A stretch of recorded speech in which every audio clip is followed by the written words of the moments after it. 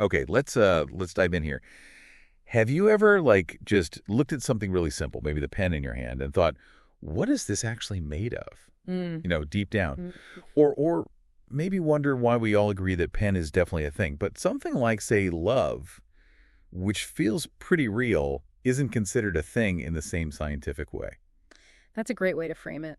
Well, today, we're doing a deep dive. We're going right back to the basics, the absolute bedrock of chemistry. Yeah. We're talking about the fundamental definitions that, well, everything else is built on. Exactly. And our mission today, really digging into the sources we've got, isn't just about rattling off definitions, not at all. It's more about understanding the huge shift in thinking that happened when chemists started to really get a handle on matter, on atoms, and this really elegant language they came up with. Language to describe it all. Right. And getting these core ideas, it's kind of a shortcut, Yeah. A shortcut to being genuinely well-informed about basically everything around you, from like a tiny speck of dust all the way up to a giant star. It's about seeing the world differently. Okay, so to really get what that pen or, I don't know, your coffee cup or even the air we're breathing right now is, we need to tackle that big basic question first. What is matter? Mm-hmm. Mm-hmm. Seems easy now, maybe, but Yeah. defining it clearly was a massive step for science, wasn't it? Oh, absolutely monumental. And the materials we looked at really highlight this. The big breakthrough came with what seems like a simple idea now. Matter is just anything that has mass and occupies space. As Mass and volume. Yeah. No. And what's so interesting isn't just the definition itself, but the clarity it brought. Suddenly, scientists had a solid criterion. Okay, this is physical stuff we can study. It let them draw lines, focus on things they could actually measure, weigh, observe, break down. It really set the stage for modern chemistry. And it's such a fundamental split when you stop and think about it. Mhm. Like you said, you hold that pen, you can feel its weight, right? That's the mass. Yep. And you can't put your finger in the exact same space the pen occupies. It takes up space, volume. So yeah, definitely matter. Clearly matter. But then, like we said, love, or an idea you just had, Mhm. or feeling happy. These things are incredibly real to us. They shape our lives. But But they don't have mass. You can't put joy on a scale. exactly. And they don't take up physical space. So from a chemist's point of view, they're just not matter. Correct. And making that distinction, even though it sounds almost childishly simple today, was this huge leap. It allowed science to move from just thinking about things to actually measuring and testing them. Precisely. It created a framework. Before that, you had all sorts of philosophical ideas, about essences and forms. This simple, measurable definition gave them a practical starting point. It let scientists say, okay, this is the stuff we study, the physical world, and that stuff, well, that's for someone else. It defined the playing field. Okay, so framework established. Matter is stuff with mass and volume. Got it. But then the next question is almost more exciting, isn't it? Once they knew what it was, they wanted to know how it was built, what's inside, what's the internal architecture. They weren't satisfied just defining it. They wanted to, take it apart. That's the core of scientific curiosity, isn't it? And yeah, this is where the history, as laid out in our sources, gets really compelling. Early chemists, mixing things, heating things, observing reactions, they started realizing materials weren't just solid blocks. They were made of smaller units. Molecules. Molecules. Okay, smaller bits. But they didn't stop there. That was just the first layer. Through more and more careful experiments, they found something even deeper.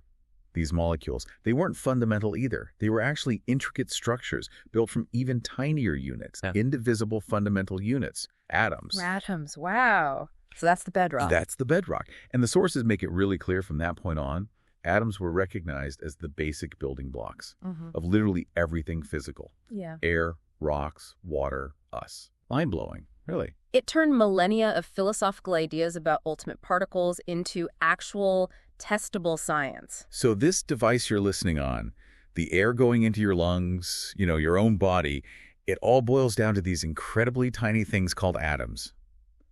It's humbling. It is. But here's the next challenge then. If everything is made of atoms, and scientists started discovering loads of different types of atoms, over 100 now? Over 100 unique types, yes, elements. How do you even talk about them? How do scientists in, say, Japan communicate clearly about a specific atom with scientists in Brazil or Germany? You need a universal system, right? Otherwise, it's chaos. Absolutely. And that's where the sheer cleverness of the scientific community really shows. It leads us straight into the language of chemistry, specifically element symbols. Ah, the symbols, like on the periodic table. Exactly. And once you grasp the logic behind them, which is surprisingly elegant, it's like you've cracked a code, a universal code for matter. Okay, let's crack it then. Imagine that task. Cataloging over 100 fundamental types of stuff. You'd need, like, unique ID codes that everyone agrees on, regardless of their native language. And that's what the periodic table, with its symbols, effectively became, right? The ultimate address book for every known type of atom, globally understood. Perfectly put, an address book. And the material we looked at, it really lays out the logic. It wasn't just random letters thrown together. There was a system designed for clarity. Okay, so what's rule number 1, the starting point for these symbols? Rule 1 is simplicity itself. For many elements, the symbol is just the first letter of its name, often the Latin or Greek name, actually, which helped make it universal from the start. Ah, okay. Examples. Think carbon, comes from the Latin carbo. Symbol, just C, nitrogen. Symbol N, simple, intuitive, a quick tag. Makes sense. C for carbon, N for nitrogen. Easy enough. But wait, what if 2 elements start with the same letter? You mentioned carbon is C. What about calcium? Also starts with C. Excellent question. That's the immediate problem, isn't it? How do you avoid mixing them up, especially in a chemical formula where one wrong letter could mean disaster? Yeah, you need total clarity. And here's the next bit of cleverness in the system. To solve that exact problem, they decided to add a second letter from the element's name. Crucially, a lowercase second letter. Ah, lowercase. Okay. So carbon stays C, but calcium becomes K. That little A makes all the difference. It instantly tells them apart. C vs SACA. Got it. It's a really simple but really effective way to give every element its own unique identifier using just 1 or 2 letters. And the sources stress how vital that specificity is. So first letter, or first 2 letters with the second one lowercase, that feels like a solid system. Is there anything else about how they're written? Like, is that capitalization always strict? Oh, absolutely strict. This is maybe the most critical rule, and the sources hammer this home. Non-negotiable. The first letter is always capitalized. If there's a second letter, it is always lowercase. Always. So calcium is Ka. Never Ca, never Ka, never Ca. It has to be Ka. Why so strict? Think about chemical formulas. Imagine you see CO. If capitalization wasn't strict, could that be cobalt, symbol Co? Or could it be carbon, C, bonded to oxygen, a carbon monoxide, a poisonous gas? Oh, wow. Okay, yeah, that's a huge difference, potentially life or death. Exactly. That strict capitalization rule prevents catastrophic confusion. It allows scientists anywhere in the world to read a formula and know precisely which elements are involved. It ensures clarity. Fascinating. Such a tiny detail, the capitalization, but massive consequences. Right. Okay, so I get the first letter rule, the first 2 letters rule, and the always capital, then lowercase rule. But then, what about something like sodium? I happen to know its symbol is Na. That doesn't seem to fit the pattern from its English name. That's a great observation, and it points to another layer, sort of a historical layer in the system. For elements like sodium, Na, or say iron, Fe, or gold, I, the symbols don't come from the modern English name. They come from older names, usually Latin. Latin roots again. Yep. Sodium's Na comes from the Latin natrium. Iron's Fe is from ferrum. Gold's O is from aurum.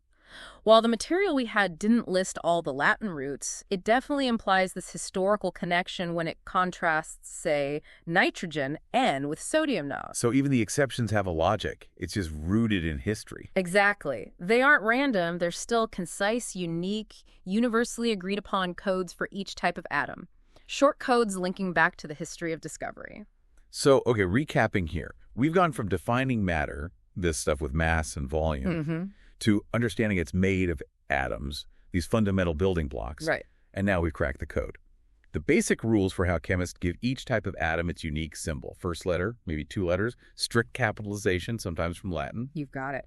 So you, listening right now, can look at a symbol like Na and know, okay, that's sodium, not nitrogen, and you actually understand why it's not. You've learned a piece of chemistry's universal language. Absolutely. And what we've covered today, it really is just the beginning, isn't it? It's the foundation for understanding the entire material world scientifically. We've defined matter, we've seen it's made of atoms, and we've learned the labeling system, which leads to a pretty big question, doesn't it? Which is? Well, if everything is built from these relatively few types of atoms, these basic units, And we have this neat system for telling them apart.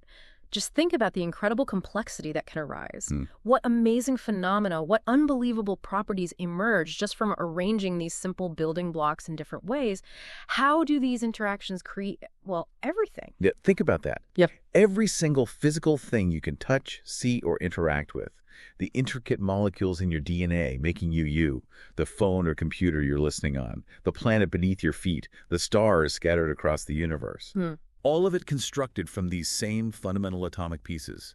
Following these rules we've just started to explore, it makes you wonder, what will you look at differently now? Knowing a bit more about the matter it's made of and the language used to describe it. A good thought to end on. Thank you for joining us on this deep dive. And thank you for exploring the fascinating building blocks of absolutely everything with us.